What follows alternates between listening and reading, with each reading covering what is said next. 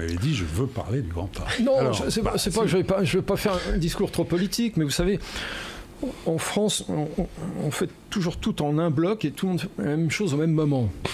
Alors, tout d'un coup, on s'est dit, il faut concentrer. Il faut concentrer un tiers de la population française à Paris.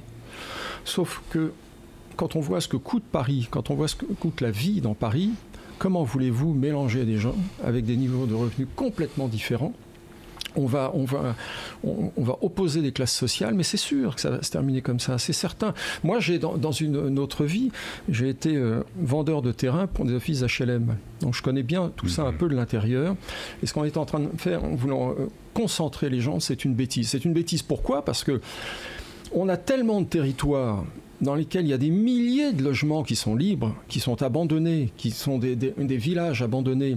Et quand on a la chance, nous, avec des associations comme Maison Paysanne, par exemple, de vendre une maison dans un village où il n'y a plus personne, qui est restaurée, on s'aperçoit que le voisin restaure, et puis le troisième à quatrième, que l'école rouvre, qu'il y a un médecin qui arrive, etc.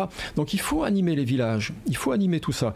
Et si on concentre tout le monde, on dit la norme, c'est d'être dans des trucs comme ça, on n'y arrivera pas.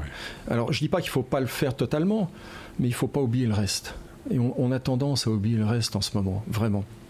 Et ces normes, d'isolation qu'on veut imposer aux bâtiments, c'est de la folie. C'est de la folie. Alors, on arrive à s'en exempter de temps en temps quand on a des papiers peints Hubert, des choses, des décors. On dit, bon, bah là, on ne peut pas isoler ce mur-là. Alors, le diagnostic dit, ah, non, je constate qu'on ne peut pas l'isoler. Mais ce n'est pas une norme bien établie. Donc, ce qu'il faut, c'est... Alors, soit on dit les bâtiments jusqu'à l'après-guerre, on les exempte de la chose, soit on dit, et c'est la position la plus acceptable à mon avis pour tout le monde, on isole par les toitures, par en dessous, donc ça ne gêne personne, et on isole les fenêtres. On peut faire, même dans les monuments historiques, des fenêtres à double vitrage, très bien, mais on ne peut pas dire à quelqu'un, tu vas vivre dans un château, il faut que tu aies au moins 19 degrés. Dans un château, vous pouvez vivre à 16 degrés dans une pièce, et puis 25 dans l'autre, où vous avez votre poêle à copeaux qui ne consomme rien et qui ne pollue pas. Donc il faut prendre tout ça en considération, mais l'exception n'est pas facile à prendre.